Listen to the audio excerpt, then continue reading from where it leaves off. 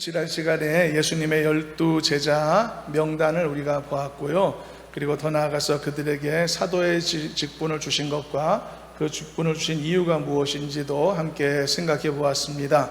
그것은 예수님이 그들을 선택하셨는데 이유가 뭔가 그들의 비범함 때문이 아니라 오히려 그들의 평범함 때문이었다라고 우리가 말씀했죠. 여기에서 우리는 하나님의 택하심의 원리를 발견할 수가 있었죠. 그래서 우리도 보다 더 본질에 입각한 순수한 믿음의 사람이 될 것을 노력해야 된다라고 했습니다. 그래야 하나님의 사용하시는 도구로 쓰임받게 된다는 것이죠.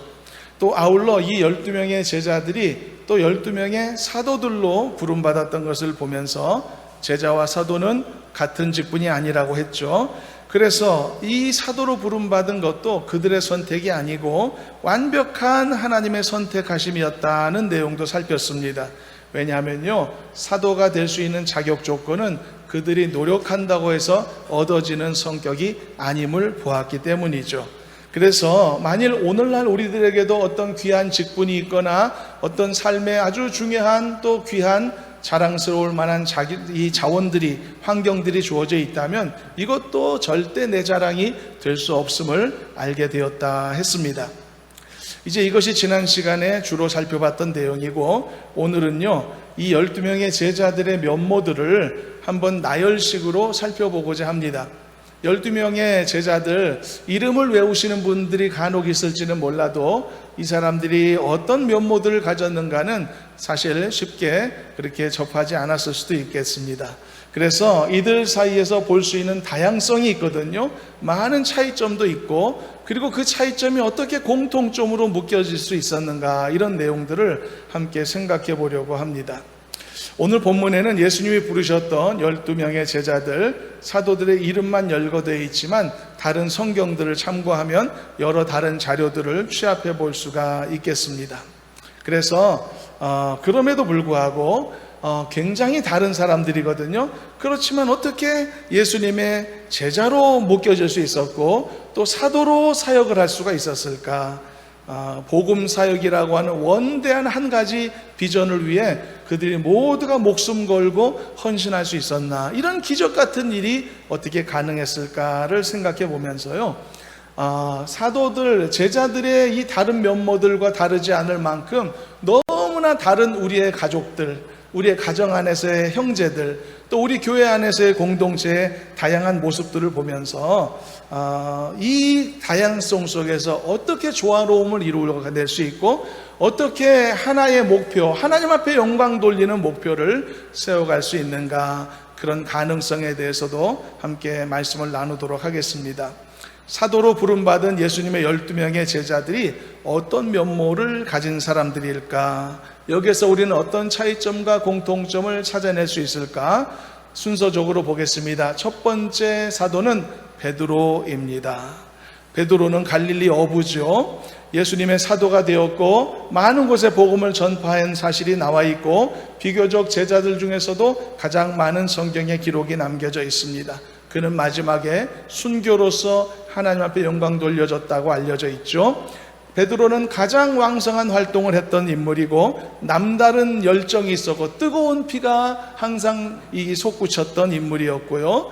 그래서 열정도 많았지만 열정이 많은 사람들의 전형적인 현상, 실수도 많이 있었던 사람이기도 했습니다. 그래서 주워 담지 못할 말을 먼저 꺼내는 그런 모습도 많이 찾아보게 되었죠. 이런 사람들이요, 공동체에 한 명쯤 있어도 나쁘지 않다 생각이 들어갑니다. 왜냐하면 그 모임에 활기찬 어떤 이 바람을 불어넣어 줄 수 있는 아주 요긴한 역할을 할 수도 있기 때문입니다. 평일날에 우리 교회에서 이제 있으면 부교육자님들하고 같이 점심을 할 때가 많이 있는데요. 그런데 식사 시간에 보면은 아무도 말을 하질 않습니다. 그냥 먹기만 바쁘고 대화가 잘 시작되지가 않습니다. 그래서 그 분위기를 바꾸기 위해서 제가 나설 때가 많습니다. 제가 말을 꺼내고, 그런데 그게 맨날 그러다 보니까 피곤할 때가 가끔은 있습니다. 그래서 옛날에 계셨던 어떤 부목사님은 너무 많아서 피곤할 지경이었는데 지금은 그분이 그리울 지경이 될 때도 있습니다. 바로 그럴 때 베드로 같은 인물이 딱 그 안에 포함되어서 활기 넘치는 대화를 주도한다면 얼마나 다른 사람들이 이렇게 즐겁게 그 상황을 이렇게 맞이할 수 있을까 생각이 듭니다. 그런데 반면에요, 아무래도 이런 식으로 주도적인 성향을 가진 사람들이 실수할 가능성도 사실 큰 것입니다. 그리고 이런 사람들이 충분히 신중하지 못한 모습을 보이면은 혼자만 어려운 일을 당했을 때 망하는 게 아니라 그에게 영향을 받는 공동체에 뜻하지 않은 어려움이 발생하는 경우들도 없지 않은 것을 볼 수 있는데, 그런 것은 이런 성향의 단점이다라고 말할 수 있을 겁니다. 이런 제자들의 다양한 면모들을 보면서 나는 내 가정 안에서 어떤 성향의 사람인가, 내 공동체, 내 교회 안에서 어떤 모습으로 역할을 하고 있는가도 한번 스스로 점검해 볼 필요도 있을 것 같습니다. 두 번째 제자는 안드레였습니다. 베드로의 형제입니다. 베드로와 안드레는 형제지간입니다. 그런데 안드레는 형 베드로보다 별로 두드려진 역할이 성경에 없어 보입니다. 그런데 중요한 사실이 있습니다. 이 안드레가 베드로를 전도한 사람이라는 거죠. 안드레가 먼저 예수님 만난 사람이라는 큰 특징이 있습니다. 그래서 안드레는 사람들 앞에 드러나는 역할은 한 것 같아 보이지 않지만 소중한 자신의 역할을 묵묵히 감당하는 내실 있는 인물이었다라고 우리는 평가해 볼 수 있을 것입니다. 확실히 베드로하고는 다른 사람이었죠. 공동체 안에 이런 내실 있는 사람들이 곳곳에 든든하게 받쳐준다면 굉장히 이렇게 감사한 일이고 공동체가 든든히 서가게 될 것입니다. 세 번째 사도는 야고보라는 인물입니다. 야고보는 예수님이 가장 가까이 두셨던 세 사람의 제자 속에 속해 있는 사람으로서 중요한 인물이죠. 그렇지만 야고보에 대해서 성경의 기록을 보면 사도들 중에 가장 먼저 순교당한 인물로 사도행전에 기록되어 있습니다. 사도행전 12장을 보면 야고보는 헤로당에게 죽임을 당했죠. 성경은 이 내용을 한 줄로 차분하게 기록하지만 이것은 엄청난 손실이었습니다. 부활의 증인이 될 수 있을 만한 사람이 사도들인데, 그 사도는 많은 것도 아니고 12명인데, 그런데 12명의 한 명인 야고보 사도가 이렇게 악한 자에게 죽임을 당하고 순교를 당했다는 것은 굉장한 큰 희생이었습니다. 이처럼 여러분, 크게 드러나지는 않지만 하나님의 나라의 확장을 위해 소중한 희생이 이루어지는 사례들이 너무나 많음을 우리는 잊지 말아야 될 것입니다. 숨겨진 사례들이 많이 있습니다. 이러한 헌신, 이러한 순교, 이러한 사역들이 공동체로서는 엄청난 가치를 지니게 되는 것이죠. 오늘날의 복음의 확산을 위해서도 얼마나 많은 이들이 순교했는지, 얼마나 많은 이들이 목숨 걸고 이 사역에 동참했는지 말할 수도 없을 것입니다. 그 가치는 헤아릴 수 없는 것입니다. 야고보도 이렇게 귀한 사역을 감당했던 것입니다. 네 번째 제자의 이름은 요한입니다. 요한은요, 방금 앞에 소개했던 야고보와 또 형제지간입니다. 둘은 형제입니다. 그리고 요한은요, 예수님으로부터 가장 많은 사랑받은 사람으로 알려져 있죠. 그리고 요한은 가장 마지막까지 예수님의 십자가 이 현장에 남아 있었던 사람으로 알려져 있고요. 요한은 요한복음의 저자이기도 하고요. 요한은 요한계시록의 저자이기도 한 특별한 인물입니다. 그리고 요한은 12제자들 중에서 가장 오래 살았던 인물이다라고 알려져 있습니다. 이렇게 이 12명의 사도들을 보게 되면 아주 다른 종류의 인생을 살았다는 것을 알게 되죠. 같은 사도였지만 요한 같은 경우는요, 평생 큰 시련이 없이 가장 안정적인 사역을 했다라고 여겨질 수 있죠. 그래서 제자들의 관점에서 보면 어떻게 보면 요한은 다른 제자들이 부러워할 만한 그런 사람이었다라고 할 수 있습니다. 그래서 이런 에피소드도 있습니다. 나중에 베드로가 사도로서의 자신의 운명을 예수님에게 전해 듣습니다. 내가 순교할 운명이구나. 그런데 그 이야기를 전해 들은 직후에 베드로가 그럼 요한은 어떻게 됩니까? 라고 예수님에게 질문했던 적이 있었죠. 그만큼 베드로로서는 요한의 인생이 아마도 부러웠던 것으로 생각이 듭니다. 그래서 더 궁금하지 않았을까? 여러분, 우리도 그렇지 않나요? 가족들 중에나 교회 안에서도 그렇지만 또는 주변의 형제들 중에서도 유독 더 잘 나가는 사람들이 있지 않나요? 모든 면에서 인생이 더 잘 풀리기도 하고 안정되기도 하고 이게 비교되기 쉬운 상대가 주변에 있을 때가 있습니다. 때로는 형제 간에도 이 부모님에게 나쁜 유전자는 다 나에게 몰려오고 좋은 유전자는 다 내 형제에게로 간 것 같은 어떤 그런 비교가 되는 형제를 갖는 경우들도 있기도 하겠죠. 우리는 손흥민 선수는 잘 알고 있지만 그에게는 어릴 때부터 똑같이 축구 선수로 훈련받아 왔던 그의 형도 있다는 사실은 잘 모를 것입니다. 그 형은 축구 선수로 성공하지를 못했죠. 그 형이 성공한 자기 동생을 바라보면서 어떤 마음이 들까 궁금하기도 합니다. 때로는 자랑스럽기도 하겠지만 때로는 부러운 마음, 질투심이 나기도 하지 않을까요? 바로 이런 종류의 차이점이 경험되게 되면 보통 사람들은 불평이나 불만을 하기가 십상일 것입니다. 그리고 생각할 겁니다. 이 세상은 공평하지 않구나, 또 하나님도 공평하지 않으시다라는 생각을 할 수도 있을 겁니다. 그렇지만 여러분, 사도의 직분과 제자의 직분이 엄연히 달랐던 것처럼 각자를 향한 하나님의 부르심과 사역도 당연히 차이점이 존재하고 다양성이 있는 것은 당연한 일인 것이죠. 하지만 이 모든 다양성과 차이점을 어우르는 하나의 목적이 있단 말입니다. 그게 하나님의 택하심을 입은 모든 자들에게 공통적으로 존재하는 것이죠.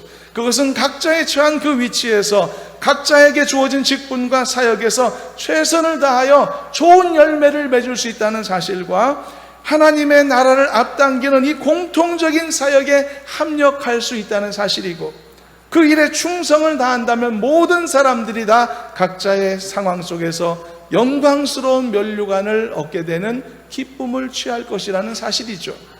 그래서 예수님도요, 요한의 인생에 관심을 가졌던 베드로에게 나중에 그렇게 말씀하셨었죠. 내가 요한의 인생을 어떻게 하든지 너가 상관할 게 뭐냐? 너는 베드로야, 나를 따르기만 해라 라고 말이죠. 사랑하는 여러분들도요, 무의미한 비교의식의 스트레스에서 자유케 되는 은혜가 있기를 소망합니다. 그래서 오직 너는 나를 따라라, 예수님과 1대1의 관계를 맺는 그런 여러분들이 될 수 있기를 바랍니다. 그래서 나를 따르라는 예수님의 말씀을 들었던 베드로처럼 하나님이 주신 상황, 환경, 직분, 주신 자원들을 통해서 예수님의 제자다운 삶을 충분히 이루어가는 저와 여러분들의 복된 삶이 되기를 간절히 소망합니다.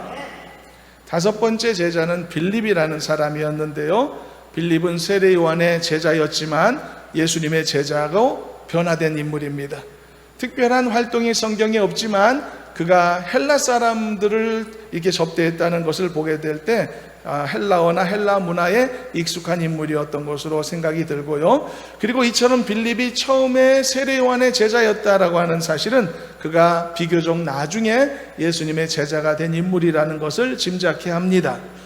그러니까 오늘날로 표현하자면 그는 나중에 들어온 사람이다, 공동체에 들어온 사람이다, 그렇게 말할 수가 있겠죠. 좀 이게 속된 말로 하면 그는 개척 멤버는 아니다, 이렇게 말할 수도 있을 것 같습니다. 사실상 많은 교회들이 때로는 새신자들에게 친화적이지 못한 모습을 보이기도 하죠. 워낙 이단의 침투도 많았던 것도 있었고, 또 문제를 일으키고 교회를 옮긴 경우들도 없지 않은 것을 보기 때문에 경계심을 늦추지 못한 이유도 있겠습니다만, 그보다 더 큰, 가장 큰 원인은 공동체의 포용력의 부족함이 있기 때문이겠고, 또 우리 사회가 아직도 많이 갖고 있는 어떤 서열 의식이라든지 선후배 문화라든지 이런 것들이 교회 안에서도 작동할 때가 있기 때문일 것입니다.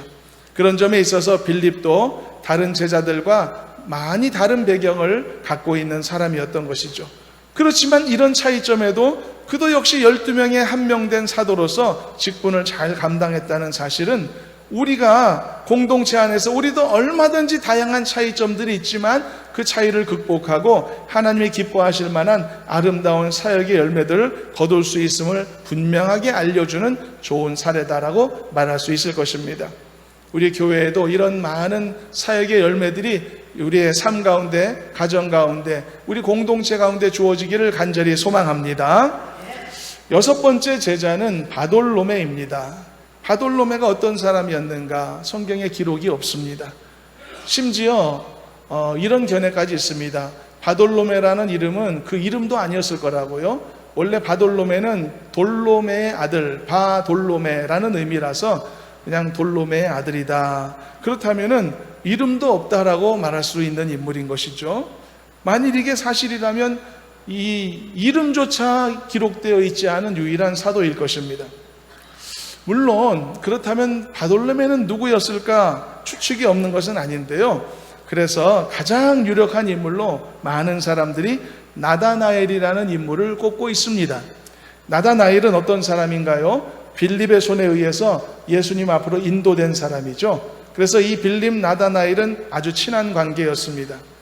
빌립이 나다나엘에게 와서 했던 말이 있었죠. 모세가 율법에 기록했고 여러 선지자가 기록했던 그 사람을 내가 만났다. 빌립이 예수님 만나서 감격한 다음에 바로 나다나엘을 찾아왔을 만큼 두 사람은 가까웠습니다.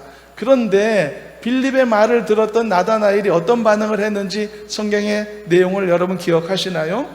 흥미롭게 반응했었죠. 그때 나다나엘이 뭐라고 말했냐면 갈릴리에서 무슨 선한 것이 나올 수 있겠느냐. 그의 말을 미루어 볼 때 나다나엘은 아주 지독한 편견을 많이 갖고 있었던 인물이라는 것을 알 수가 있죠. 여러분, 사람에게 편견이 클수록 그의 지혜는 미련함으로 계속 변질되게 마련인 것입니다. 그런데 나다나엘이 말이죠, 이런 사람이기는 했지만은 그래도 참 귀하게 여겨지는 것은요, 그럼에도 불구하고 나다나엘은 빌립의 손을 잡고 이끌려 예수님을 만나러 예수님에게 올 수 있었다는 사실입니다. 그건 참 너무 잘했다라고 우리가 볼 수 있는 점인데요. 그래서 예수님께서 나다나엘을 처음 만나셨을 때 그를 보시면서 그 속에 감사한 것이 없는 참 이스라엘 사람이구나라는 이런 칭찬을 들을 수 있는 기회를 얻게 되었던 것이죠. 바로 그 만남과 대화로부터 시작해서 나다나엘이 엄청난 변화를 경험하죠. 그래서 나중에는 어떻게 고백합니까? 당신은 참 하나님의 아들이시며 이스라엘의 왕이십니다 라고 고백할 수 있었던 것이죠. 만일 여러분 바돌로메가 지금 살펴보는 나다나엘 일과 같은 인물이라고 하는 추정이 사실이라면 바돌로메야말로 정말 교만했었던 사람이 극적으로 회개하여 하나님 앞에 돌아온 특별한 사례라고 말할 수 있을 것 같습니다. 이런 종류의 사람의 극적인 변화는 주변을 놀랍게 만들고요, 공동체에 신선한 충격을 안겨주기도 하죠. 이런 사람들의 간증은 생생하고요, 매우 은혜롭기까지 하는 것입니다. 여러분, 모든 그리스도인들이 은혜로운 간증할 수 있으면 참 좋겠습니다. 나도 은혜로운 간증거리 있으면 참 좋겠습니다. 그런데 그게 모두에게 주어지는 것은 아닌 것 같습니다. 지금까지 살아오면서 하나님이 베푸신 은혜가 나에게 없었던 것도 아니고 남들보다 축복 덜 받은 것도 아닌데 막상 간증하려 하면 뭘 말할지 모르는 사람들도 많습니다. 물론 그 자신이 어리석어서 하나님이 주신 지혜의 은혜를 내가 기억하지 못하는 어리석음 때문일 수도 있겠지만, 그러나 대부분은 하나님이 그를 평안함 속에 인도해 오셨기 때문이라고 할 수도 있습니다. 잔잔한 은혜 속에 살아왔던 것이죠. 어느샌가 모르게 항상 채워줬고 좀 부족하다 싶으면 나도 모르는 사이에 하나님이 채워주시는 이런 잔잔한 은혜 속에, 이 스며들어오는 은혜 속에 살아왔던 것이죠. 이런 은혜 속에 사는 사람들은 막상 간증하라고 하면은 특별한 이벤트가 생각이 나지 않아서 간증이 어려울 때가 있습니다. 그렇지만 이런 안정된 믿음을 가진 사람들은 역동적인 간증은 할 수 없을지라도 공동체 안에 안정됨과 든든함을 제공해 줄 수가 있는 것이죠. 그래서 공동체에 이런 사람도 매우 유익한 것이죠. 굳이 드러나지는 않지만 항상 예배 자리에 항상 성실히 그 자리를 잘 지키고 있고 묵묵히 교회와 성도들을 위해 기도하면서 한결같은 모습을 보여주는 귀하신 분들이 우리 교회도 많이 있지 않습니까? 우리 교회도 그런 권사님들 많이 계시지 않습니까? 한 번도 목소리를 크게 내신 적은 없지만 누구보다도 교회를 사랑하시고 그리고 교회를 위해 기도해 주시는 든든한 분들 말이죠. 반면에 나다나엘 같이 말입니다. 극도로 교만하게 살다가 자기 잘난 맛에 살다가 이렇게 갑자기 예수님 만나서 깨지고 녹아져서 이렇게 하나님의 사람으로 변화된 사건이 터졌다면은 그 사건이 분출하는 에너지도 상당히 큰 것도 사실이죠. 이런 사람이 간증하면 간증이 은혜로울 수밖에 없고 이 흥미진진할 수밖에 없을 겁니다. 이 바돌로메가 나다나엘이라는 전제가 맞다면 바돌로메는 진짜 다른 사도들하고 다른 길을 걸어온 인물이라 할 수 있겠죠. 그렇지만 이런 차이점이 건강한 다양성이 얼마든지 될 수 있어서 그래서 하나님이 12사도들에게 맡겨주신 이 복음 전파의 사역을 더 잘 감당할 수 있었다면 그들이 경험한 그 다양성과 차이점은 오히려 하나님이 주신 커다란 축복이며 은혜의 기회다라고 말할 수 있는 것입니다. 여러분, 우리 교회에도 다양한 성도, 다양한 환경, 다양한 신앙의 배경을 가진 많은 분들이 계시지만 그럼에도 불구하고 하나님의 영광된 아름다운 복음 전파의 역사와 하나님이 기뻐하시는 아름다운 사역의 열매들이 더욱 풍성하게 맺어지는 은혜가 있기를 주님의 이름으로 소망합니다. 그리고 우리 교회에도 이런 극단적인 회심자들이 더 많이 나타났으면 좋겠습니다. 특히 여러분들의 믿지 않는 가족 중에서 이런 회심자들이 많이 나타났으면 좋겠습니다. 그리고 오랫동안 신앙생활을 쉬고 있는 여러분들의 자녀들 중에서도 예수님을 다시 한번 새롭게 만나서 극적으로 변화되는 사람들이 더 많이 나타났으면 좋겠습니다. 그래서 그런 회심의 사건이, 그런 그들의 생생한 고백과 예수님을 다시 만난 그 간증이 여러분들과 여러분들의 가정을 더 살찌게 만들고 그리고 기름지게 만들고 우리 공동체를 더욱 은혜롭게 세워가는 이런 놀라운 기적의 역사들이 반복적으로 끊이지 않게 나타나는 은혜가 있기를 간절히 소망합니다. 그래서 이런 제자들의 면모들을 볼 때 다시 한번 생각할 수밖에 없는 것은 바로 그들이 선택받은 건 하나님의 은혜일 뿐이구나. 이들을 보면은요, 어떤 공통점도 찾을 수가 없습니다. 그 말은 무슨 뜻인지 아십니까? 그들이 이 공통점이 없다는 것은 그들이 선택됨에 있어 어떤 세상의 기준도 존재하지 않았음을 의미하는 것입니다.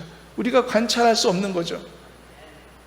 어떤 회사가 신입사원들을 100명을 뽑았는데 뽑은 사람들을 보니까 다 비슷비슷한 사람들이었다면 그럼 무슨 뜻이겠습니까? 아, 이 회사가 이런 사람들을 뽑은 거구나. 기준이 있다는 것을 알게 되겠죠.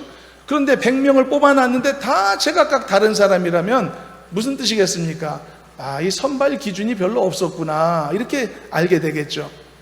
예수님이 제자들을 불러주셨는데 이 제자들, 사도들의 면모를 보니까 다 제각각인 사람입니다. 그러면 우리가 발견할 수 있는 선발의 기준은 없다고 봐야 되는 것이죠. 그럼 무엇 때문에 이 사람들이 뽑혔나요?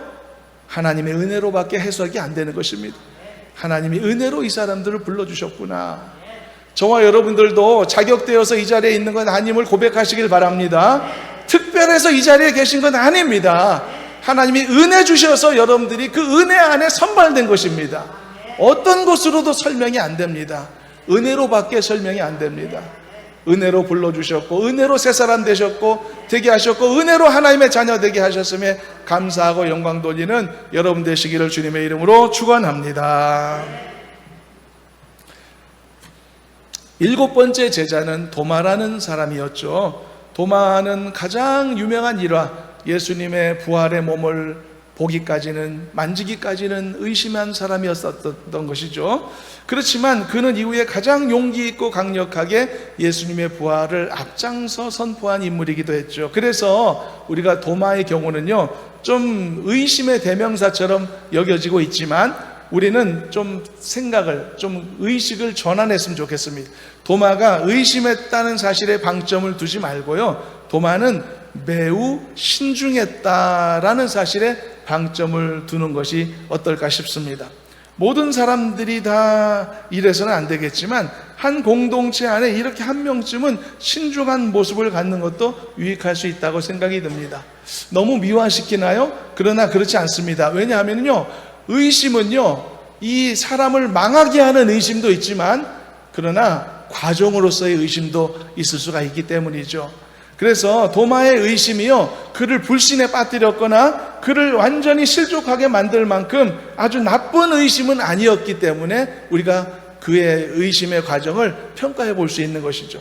아마 도마가 말입니다, 예수님이 십자가에서 죽으셨을 그 무렵부터 확실하게 그 예수님을 불신하는 의심에 빠졌었다면 아마 곧바로 이 공동체를 버리고 세상으로 도망갔을 겁니다. 그렇지만 도마는 예수님의 부활을 의심하긴 했습니다. 그러나 그래도 믿음의 공동체 안에 머물러 있었기 때문에 자신의 의심을 풀어낼 수 있는 은혜로운 기회를 맞이할 수가 있었던 거죠. 이렇게 의심하는 도마의 성향은 여러분 한번 보십시오. 즉시로 긍정하고 또 적극적으로 표현했었던 사람 베드로하고 너무 다른 성향 아닙니까? 무리를 걸으셨던 예수님이 계셨었죠. 그때 예수님이 베드로에게 뭐라고 명령하셨죠? 내게로 오라고 명령하셨죠. 그때 베드로가 어떻게 했죠? 덮어놓고 물에 빠졌죠. 일단 덮어놓고 믿음으로 물속에 자신의 몸을 던졌지 않습니까? 베드로가 이런 사람인 거죠. 도마하고 너무 성향이 다르죠. 그렇지만 베드로가 어떻게 됐나요? 나중에 가서야 그제서야 의심의 구름이 막 밀려오기 시작하고, 그래서 예수님의 책망을 받은 바 있지 않습니까? 그러니까 이런 거죠. 베드로는 일단 믿습니다 하고 보는 거죠. 일단 믿습니다 말한 다음에 나중에 의심의 홍역을 앓게 되는 그런 스타일이죠. 반면에 도마는 어떤가요? 일단 신중한 태도를 보이죠. 그리고 그 다음에 의심의 구름을 거쳐내는 거죠. 그 다음에는 강력한, 베드로보다 못지않은 강력한 믿음의 드라이브를 걸 수 있는 사람이 도마 같은 성향의 사람이었던 것이죠. 저는 베드로 스타일도 매력적이지만 도마 스타일도 꽤 매력적이라고 생각하는데, 여러분들은 어떻습니까? 여러분들은 어떤 스타일의 믿음을 가진 사람들이신가요?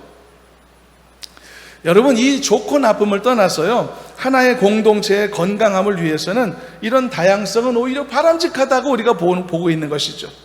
그래서 이제 우리는요, 서로 다른 우리 모습을 바라보며 다르다는 것에 너무 많이 집착하지 않았으면 좋겠습니다. 다른 것은 다양합니다. 당연한 일이기 때문이죠.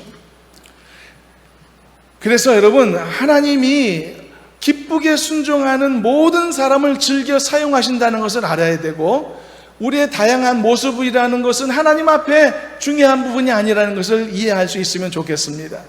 오직 순종하는 사람, 오직 기쁨으로 그 주님의 명령에 순응하는 그 사람을 하나님이 즐겨 사용하시는 것이죠.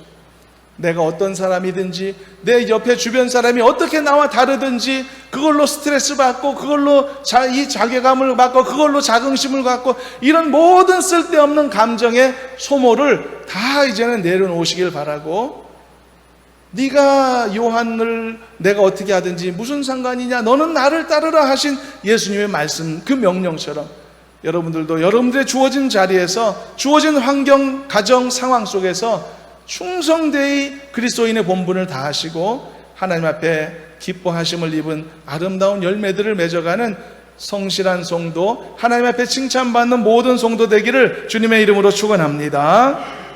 8번째 사사는 세리 마태입니다. 오늘 마태복음을 기록한 저자이기도 하죠. 지금까지 살펴본 제자들 중에 마태가 제일 다른 사람이다라고 말할 수 있습니다. 왜냐하면 직업부터가 그는 세리였기 때문이죠.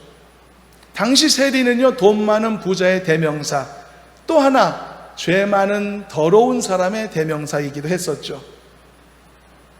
마태도 다르지 않았었습니다. 마태가 어떻게 예수님의 제자로 부름받았는지는 자신이 기록한 마태복음 9장에 잘 나타나 있는데요, 이것은 제자들의 면모들이 보여주고 있는 다양성이 어디까지 미칠 수 있는지를 보여주는 아주 좋은 사례라고 할 수 있습니다. 세리까지도 제자가 될 수 있단 말이야? 세리까지, 그런 죄인까지도 예수님의 사도가 될 수 있단 말이야? 예수님의 그 부르심의 확장성이 얼마나 대단한지를 볼 수 있는 대목이기도 하죠. 물론 마태 세리는 지금은 깊이 회개하고 변화되었지만 마태에게는 큰 어려움이 있었으리라고 짐작합니다. 뭐냐 하면요, 그의 과거에 자신의 삶의 이력이 남아 있었기 때문이죠. 여전히 그는 많은 사람들에게 경계심을 일으킬 수 있는 그런 인물이었을 것이란 말입니다. 마태가 이처럼 죄 많은 세리로서 예수님의 제자로 부르심을 받은 것에 대해 많은 사람들이 그것을 비난하였거나 또는 못마땅하게 여겼다라고 보여지는 성경의 대목들이 있죠. 마태도 잘 알고 있었을 겁니다. 그러니까 스스로 복음서에 썼겠죠. 그렇다면 그 당사자의 심정이란 어땠을까를 생각해 볼 수 있습니다. 나는 이미 회개하고 돌이켜서 새 사람이 됐죠. 그런데 여전히 나의 모습에 의심하는 사람들이 주변에 있단 말입니다. 그 사람이 내 남편일 수도 있고 내 아내일 수도 있는 거죠. 내 자식과 부모일 수도 있는 거죠. 나를 너무 잘 아는 사람일 수 있는 거죠. 내가 어떻게 살아왔는지 뭘 해왔는지 너무 잘 아는 사람. 그런데 나는 변화되고 새 사람 되어서 새 출발을 하려는데 나를 의심하고 나를 인정해주지 않는 존재가 있을 수 있다는 말입니다. 그렇다면 어떤 마음이 들까요? 사람들이 내 변화를 믿어주지 않는 거죠. 내가 잘해보겠다고 결심했다는 것을 인정해주지 않는 거죠. 그래서 내가 다시 한번 새롭게 다시 잘 살아보겠다라고 하는 그 기회를 얻는 것을 다른 사람들이 싫어하는 거죠. 반대하는 거죠. 너는 그럴 자격이 없어 라고 생각하는 거죠. 이렇게 나를 믿으려 하지 않고 의심하는 사람을 볼 때 당사자가 어떤 마음이 들까? 만일 사실이 아닌데 나를 모함해서 나를 공격한다면 저항하면 되겠죠. 그렇지만 저항도 할 수 없습니다. 그 말이 다 맞으니까. 나는 지금껏 많은 허물을 가지고 살았고 많은 죄를 지으면서 지금까지 살아왔으니까 그게 사실이니까. 많은 사람들에게 상처도 입혔으니까 그게 사실이니까. 그러나 지금 나는 변화되었단 말이죠. 아니면 적어도 지금은 완전히 다른 삶을 살려고 굳게 결심했단 말이죠. 세리 마태가 그런 그런 상황이었던 것이죠. 그런데 내 결심을 인정해주지 하지 않는단 말입니다. 그럴 때 많은 사람들은 큰 슬픔을 경험할 것 같습니다. 그리고 자신의 과거의 삶에 깊은 후회가 더 깊어질 것 같습니다. 자, 그런데 바로 여기에서요, 그가 정말로 새 사람이 될 것을 진짜 결심한 사람인지 아니면 그의 결심이 매우 연약하거나 거짓된 것이었는지가 그 대목에서 판가름 나는 것이죠. 새 사람이 된 나를 세상이 받아주지 않는다고 해서 또다시 삐뚤어지고 오히려 세상을 향해 증오심과 복수심을 더 불태우게 되었다면 그는 어차피 언젠가는 새 사람이 되겠다는 그의 결심을 지킬 수 없는 사람이라고 우리가 단정할 수 있을 겁니다. 그러나 새 사람이 된 나를 세상에 받아주지 않고 혹시 그것 때문에 슬픈 마음이 든다 할지라도 끝까지 자기의 결심을 이루어가기 위해서 그 수모를 다 참고 견디고자 하는 사람은 정말 새 사람이 될 수 있는 마음의 결단과 준비를 갖추었다라고 인정할 수 있는 사람이 되는 것이죠. 저는 예수님의 제자가 되어 새로운 삶을 살기로 새 출발했던 세리 마태의 심정을 생각해 봅니다. 마태는 완전히 변화된 제자로서의 삶을 뒤늦게 시작했지만 여전히 그가 괴롭혔고 그가 상처를 주었던 많은 주변 사람들 옆을 벗어나지는 못했을 겁니다. 주변에 많은 사람들이 자신의 옛날 모습을 아는 사람들이 있었던 거겠죠. 그들은 수군수군 뒤에서 수군댔을 것이고 아니면 대놓고 너 같은 놈이 무슨 제자라고 예수님 따라다니냐 핀잔했을 수도 있었을 것 같습니다. 나는 변화됐지만 사람들이 인정해주지 않는 모습. 그렇지만 여러분 중요한 게 뭔지 아십니까? 마태는 그 어려움을, 그 고난을, 그 수모를 이겨냈다는 것이죠. 도망치지 않았다는 것이죠. 새 사람 되겠다는 결심을 포기하지 않았다는 것이죠. 그런 점에 있어서 마태도 대단한 인물이었겠구나. 다른 제자들처럼 갈릴리 출신도 아니었고 가까운 형제가 제자들에게 있어서 가운데 있어서 뭐 이렇게 서로 힘을 실어줄 수 있는 관계가 있는 것도 아니고 단 하나의 공통점도 없었지만 신실한 제자요 그리고 사도로서 직분을 잘 감당했을 것이라는 말이죠. 여러분, 우리 공동체 안에서 볼 수 있는 다양성도 이런 건강한 열매로 아름답게 돌아올 수 있기를 저는 소망합니다. 이것이 더 쉽고 은혜롭기 위해서는 우리 모두가 주 안에서 더 마음의 문을 열 필요가 있습니다. 그리고 그리스도의 마음으로 서로를 포용할 필요가 있겠죠.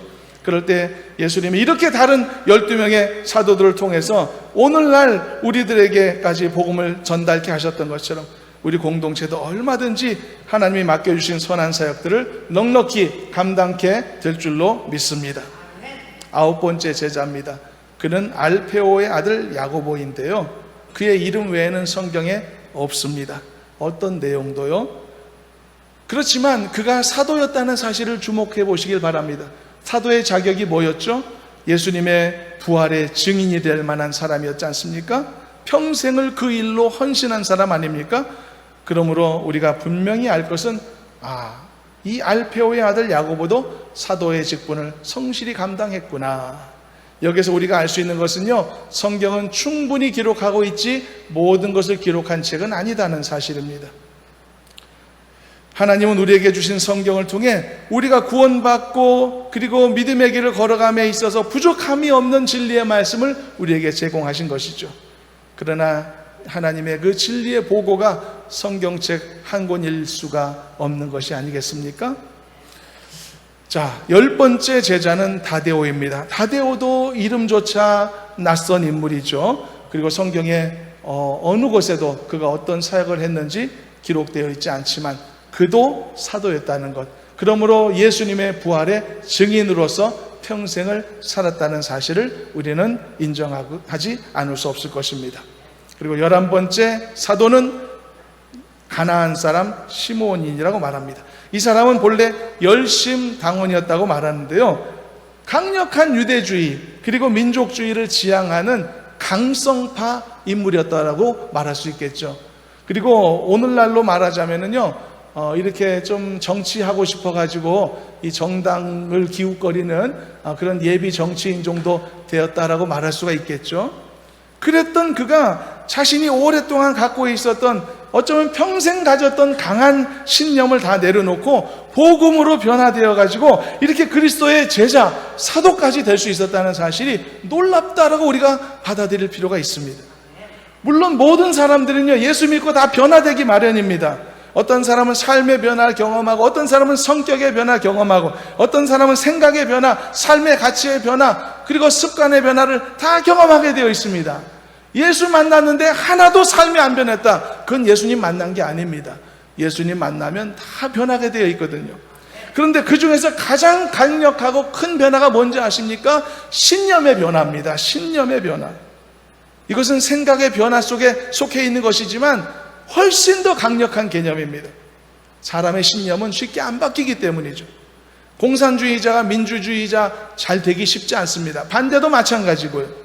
이단에 빠진 자가 그동안의 모든 신념과 고집을 다 포기하고 그리고 참된 복음을 새롭게 순수히 받아들이는 것도 얼마나 고통스럽고 어려운 과정인지 모릅니다. 그만큼 어렵다는 것이죠. 자기가 평생 가져왔던 고집과 신념을 내려놓는 건 말이죠. 열심당원이었던 시몬도 말 그대로 자기의 신념에 사로잡혀 강인한 심성의 소유자로 강성의 파의 사람으로 살아왔단 말이죠. 이런 사람이 예수 믿는 거 진짜 어려운 일입니다. 이런 사람이 변화되는 거 훨씬 더 기적 같은 일입니다. 그런데 그런 기적이 나타났다는 것이죠. 이런 사람도 예수님이 불러주시는구나. 이런 사람도 예수님이 변화시켜 사도로 사용하시는구나. 예수님께서 부르시는 그 부르심의 확장성이 얼마나 놀라운가를 다시 한번 생각하지 않을 수 없습니다.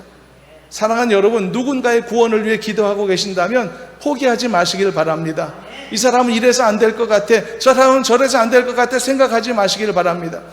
예수님의 복음의 확장성은 우리가 상상하는 것 이상임을 기억하시길 바랍니다. 어떤 사람도 복음의 능력 앞에 굴복될 수 있습니다. 변화될 수 있습니다. 새 사람 될 수 있습니다. 이런 소망으로 나아가는 우리가 되어야 할 줄로 믿습니다. 그래서 우리는 열심당원이었던 이 시몬의 변화된 모습과 그가 사도되었다는 사실에 놀라지 않을 수 없고 복음의 능력에 감탄하지 않을 수 없는 것이죠. 마지막 12번째 제자는 우리가 잘 아는 예수님을 팔았던 가룟 유다입니다.